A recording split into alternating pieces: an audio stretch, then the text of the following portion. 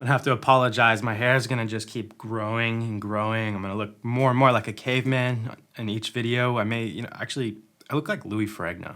You know, the old Hulk guy who played, never mind. Welcome back to the channel, everybody. So today I wanna talk about starting a YouTube channel in 2020 that you're gonna love, something that's not gonna burn you out. Even if you do have a YouTube channel, these tips will help you out tremendously.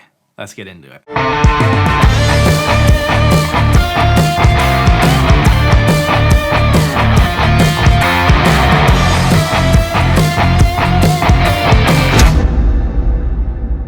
So you may have heard the phrase that you need to niche down in order to see any kind of success from YouTube. While it is right, there is a such thing as niching too far. So what I mean by that, for example, using my YouTube channel, my niche is filmmaking.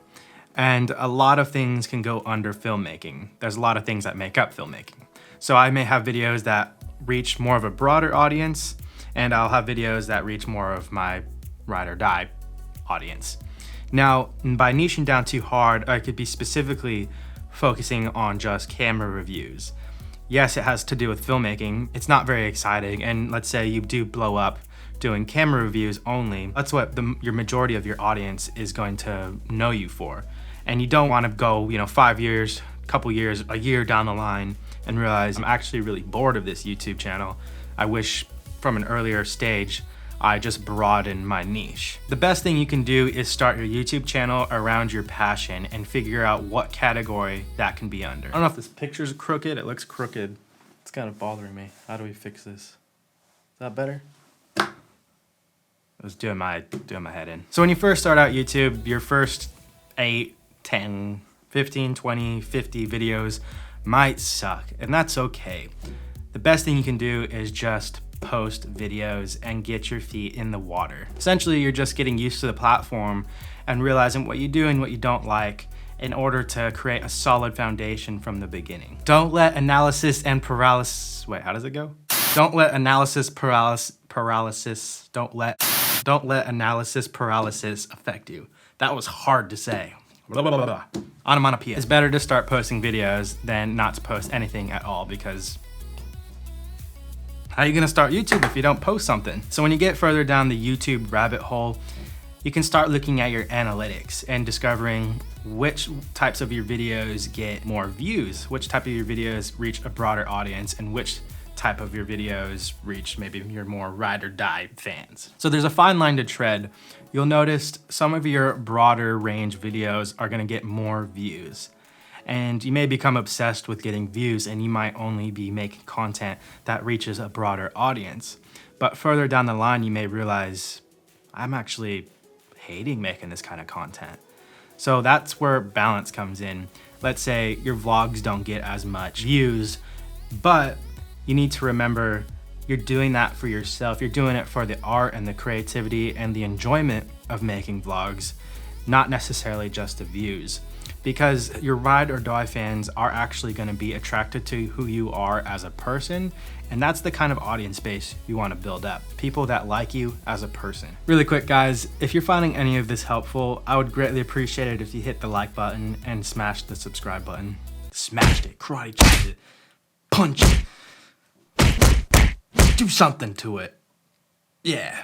I would greatly appreciate it, guys. Thank you so much. So I believe it's important to stick within your niche and your category with your channel, but don't limit your creativity inside that niche. So maybe have a schedule for your broader audience-based videos, so that way they know when to expect those types of videos. And do the same thing for your ride or die fans. Have a certain day that you may upload vlogs so they know when to expect those types of videos as well. Overall, you wanna make it so people come to your videos because it's you and not just the subject you're talking about. Obviously, they're interested in what you're talking about, but they're gonna choose you over somebody else because they respect you, or they find you relatable, and they just like you as a human being. So essentially what you're doing is you're self-branding under your niche. Don't worry, when you're starting out YouTube, it takes a while to get used to just talking to a camera and getting comfortable with that. Eventually you become more comfortable and you start finding your voice, and you start finding even little niches that you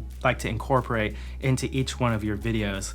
Like if you're into coffee like every YouTuber, that incorporate coffee or little things. Maybe they wear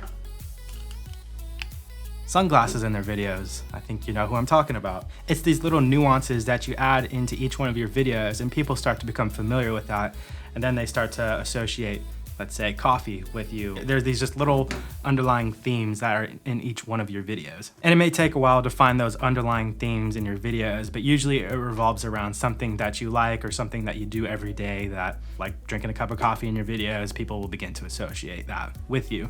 But don't stress, you don't need it from the very beginning, and it's not the biggest deal if you don't have one right away. And also, I don't recommend copying other people, because people begin to associate, let's say, if I'm just drinking coffee in every video, who's that like? That's like Peter McKinnon, for example.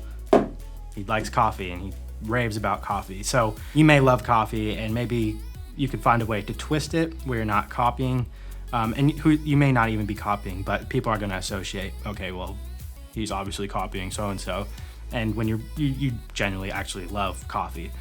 But if you can find a way to put your own twist on it, put your own voice on it, then people aren't gonna associate you as like a carbon copy of Peter McKinnon, let's say. And in today's age, originality is kind of out the door. Everybody's done essentially everything. So it's kind of hard to be 100% original.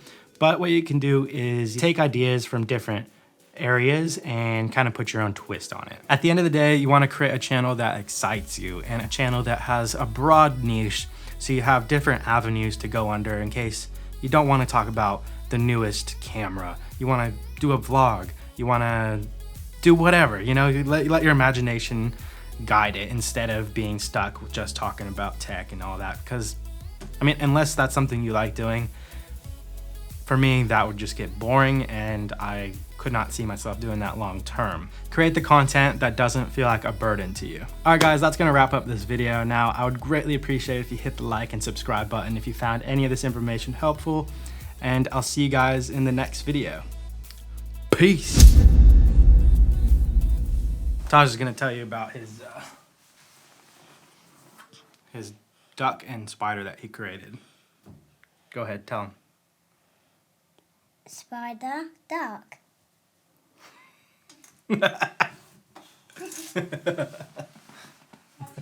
That's a wrap.